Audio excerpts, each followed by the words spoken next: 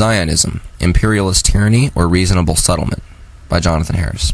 Zionism is the term used to describe those who believe that the Jewish people possess a special right to claim specifically Israel as their national homeland. Although there have been plans proposed to create Jewish states in other parts of the world, such as Theodor Herzl's Uganda proposal, such plans have been temporary and unsuccessful measures meant to be means to an end, that end being the creation of a Jewish state in Palestine. Modern Zionists base their claim to Israel on four major premises. Number one, the Jewish people settled and developed Israel before the time of major Jewish immigration. Even though there were still many Jews who traced their lineage back to ancient times living in Palestine, Palestine was an arid third world part of the planet for all intents and purposes. In 1867, on a trip in Palestine, Mark Twain observed, "A desolate country whose soil is rich enough, but is given over wholly to weeds, a silent, mournful expense." It wasn't until Jewish immigration that the economic situation started to turn around. Sheriff Hussein noted that the resources of the country are still virgin soil and will be developed by the Jewish immigrants. The native Palestinians left this depressed area, but the non-native Jews fled to it.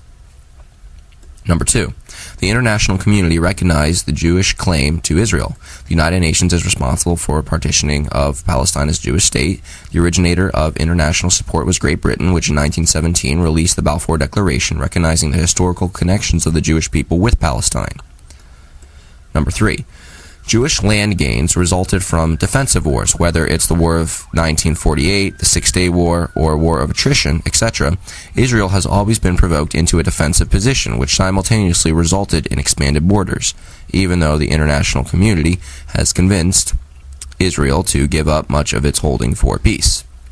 Number four, Abraham's seed was promised Israel by God. To take religion out of the equation would be a catastrophic mistake when referring to Arab-Israeli relations. The Jewish nation is the oldest surviving people group to possess a historically verifiable claim to inhabiting Palestine, and it was Jehovah who gave them their claim.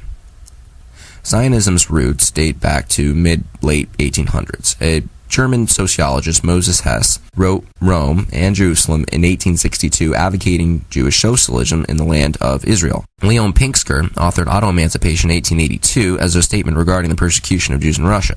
Pinksker's solution to both the Tsarist and international persecution was a Jewish state in Palestine.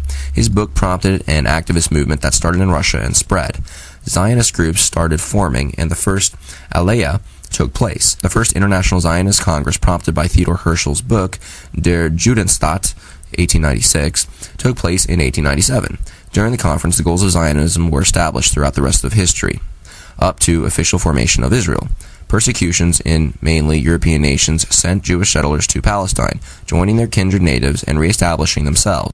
It may surprise some that the first intellectual Arabs were welcoming to Zionist goals. During the first Arab Congress held in Paris in June 1913, the president of the Congress, Abdul Hamid Yahrawi, stated that all of us, both Muslims and Christians, have the best of feelings towards the Jews, and we regard them as Syrians who were forced to leave the country at one time, but whose hearts always beat together with ours.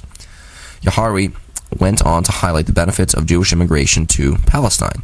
Therefore, it can be stated that there were, in fact, Arab Zionists. Zionism inspired settlement, development, and democracy in the Middle East, contrary to the popular belief that Zionists were not concerned with driving the Syrians, or i.e. Palestinians, out. Chaim Weizmann's commissions to Palestine and Syria in 1918 and 1921 and all subsequent efforts were designed to foster a mutual understanding between the Arabs and Jews. Unfortunately, though the effort seemed successful at first, Arab nations quickly opposed the plan.